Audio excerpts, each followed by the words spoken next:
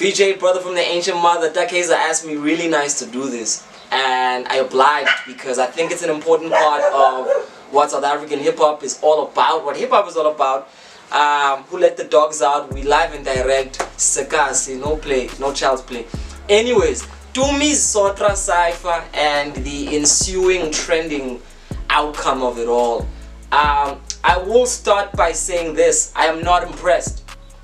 And now a lot of people go, why? Because we always talk about bars, and guys, what are bars? I think we use this word and we don't understand what the fuck we're talking about when we're talking about bars. What are bars, Takeza? What do most people talk about when they're talking about bars? Because I think these bars are imprisoning our idea of what real wordsmith and just the art and attention to the detail of being an MC who uses linguistic and poetic devices to lift the caliber of your message a little higher.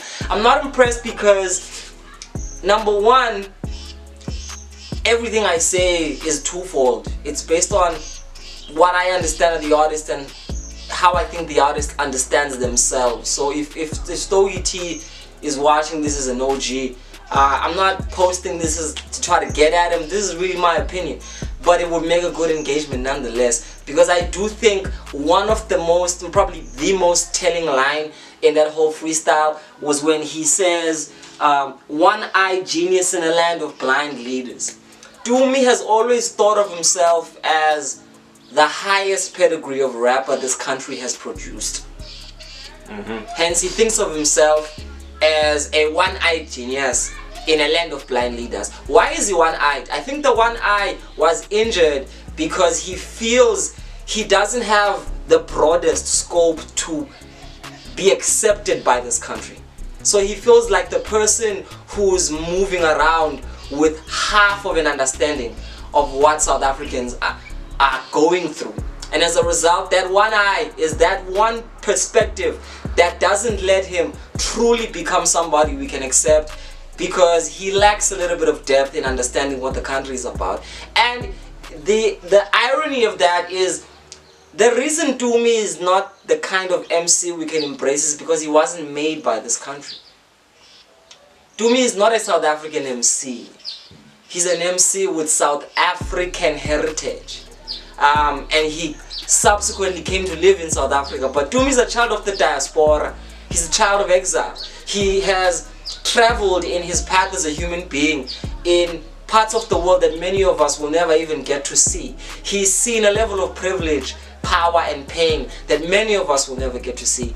Being the child of people who kind of gave up their individual lives for a greater ideal comes with that. It comes with being disconnected and disorientated from a locale and from one particular cultural grounding. And as a result, this is why we've always, I don't want to say we've always, but there's a kind of an air of a floating identity with Dumi. He could easily become an MC from New York, and yet a lot of what he's about grounds him to this country because he identifies as South Africans. His parents were South Africans. His parents fought for this country. But his bars, let's talk about his bars, because I have to get that, because that's how I understand Dumi. I think that's how he understands himself, as this one-eyed leader in a land of blind leaders. This one-eyed genius, rather, in a land of blind leaders.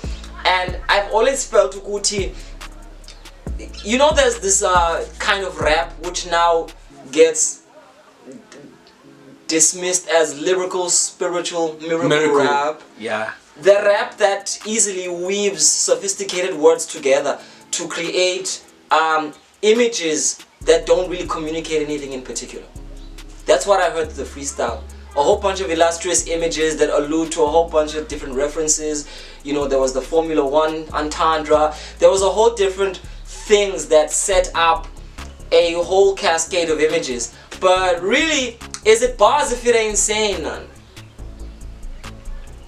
What message is he putting? You know what I mean? Yeah. Because, I mean, this is my understanding of bars. Is it truly bars by the literary cleverness of how you're able to create entendres, punchlines, and metaphors that subtly reference each other without being overt is it bars by being able to get the oohs and ahs in a place where you're accessing references that most MCs don't usually connect. Because the one thing that I appreciate and love about Dumi is that he's always weaving together politics and pop culture. He's always weaving together the militant history of revolution with the glossy present of capitalist reproduction. He's always doing this thing where ngapha it's the kind of shiny aesthetic of the sparkle of what the world embraces, and ngapha it's the kind of dirty, dusty depth of what we're really going through as a people. He does that aesthetically, but he doesn't really know how to do it epistemologically because he hasn't experienced it himself. You know, it's like I've always told Kaiser that my problem with Dumi talking about poor people is that he always sounds like a passenger in a tour bus with a notebook rapping about what people experience, but he cannot get himself into this world because he doesn't share those kind of experiences. And when it comes across like that, it's like, you know, it's tourist raps. It's raps that come from a place where you're not immediately attached and molded to the subject matter. You narrate, and why are you narrating something you don't really know about? Because you think it's what you have to do. A lot of people don't get that the first Dumi we got was a hoax. Dumi from Dumi and the Volume was really the guy that played to the themes that we all think are important. People like Revolution Dakeza, but they're not ready to do it, especially South Africans. We dance and talk a lot of game about freedom, but that's why it never comes. That's why the movie Sarafina is so famous, because it says freedom is coming tomorrow, never today, never right now. South Africans will always be embedded and be ready to fight in prose, but our biggest fight is throwing a stone at a store and taking a washing machine. That's how South Africans fight. We dispossess the system by going into capitalism's inside. We're not militant like that. You know, all of the MK Apla bloodiness has been weaned away by years of syndicated television and generations and uzalo. South Africans are not ready to win the struggle. Any struggle.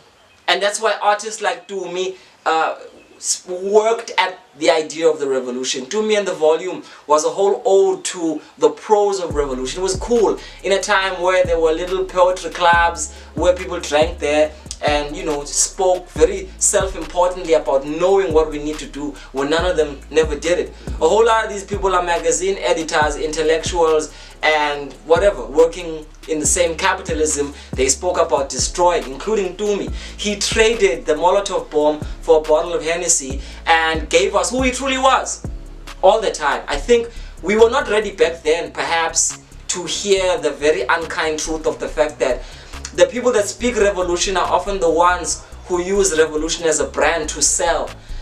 We weren't ready for that. We weren't ready for the idea that a lot of these guys that spoke about moving in stride with the struggle were really themselves struggling to navigate their own fucking lives. So these aren't bars to me, because number one, it's truly a bar if it resonates very deeply with the experience of the people. And I think as simple as possible, that's what rap is. You don't have to be ultra complex with your bars. So these spiritual, miracle, criminal, smooth, criminal lines are efficaciously impressive, mainly because people still view English as a high standard.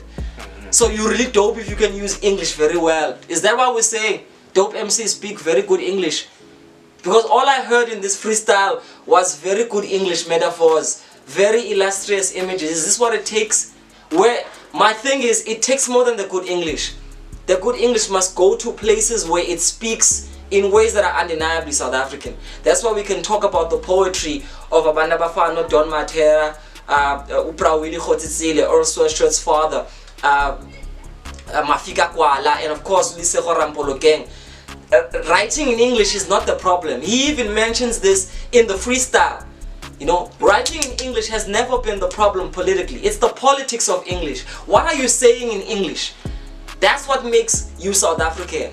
Proverb rapped in English, but he said some of the most South African things, some of the most profoundly South African things in that English. And I've always felt like Dumi panders to us in English. He talks about his own greatness, he talks about his own inaccessibility and his own greatness as an MC in a way that's always detached from the experience of real South African hip-hop. And many of you niggas worship him for it because in your head you still have this colonized idea of what a dope rapper is. So that's why we had to have an MC like Pro Kid who showed us that deconstructing English is the first step. Then after you've deconstructed English, you get into a place where you don't even fucking need English. All you need is yourself and the culture that you come from. So to conclude it all, most South African hip-hop heads still have a colonial understanding of what dopeness is. They think good English is dopeness. They think metaphors need to lend themselves to abstract and complicated poetic devices. They still think that's bars. They're probably bars, but they're bars that imprison you in the same colonial mindset. I'm going Googie Wationg on you motherfuckers. The question is, what are bars? Because if you truly understand what bars are, there were no bars in this fucking freestyle. It was just Tumi ranting incessantly, going on and on about himself and his own glory in ways that still most South Africans cannot directly engage nor relate to. But hip-hop heads like that. Because like I said, a lot of you hip-hop heads are selectively still held captive by these Americanized, westernized ideas of what dope hip-hop is. To me, is really a symptom of what the problem with South African hip-hop is. He's a symptom of the fact that we still think in 2022 that if we bring ourselves closer to Western ideals of language structure, of creativity, of designing our own artistic ideas, then we will be rewarded and we are great for it. And we don't know what the fuck it means to be authentic. We don't know what it means to be indigenous in these times. And we don't know how these things amalgamate with a greater global destiny. I might be talking shit, but I know I'm not. But if you think I am, talk to me in the comment section. I didn't like that freestyle. I think it's just lukewarm. It's Tumi doing Tumi, and Tumi doing Tumi is really routine right about now. So shout out to Stogie T for being a great example of what SA hip hop shouldn't be. My name is VJ. I am the brother from the ancient mother. Get at me. That's my response to the Sotra Freestyle.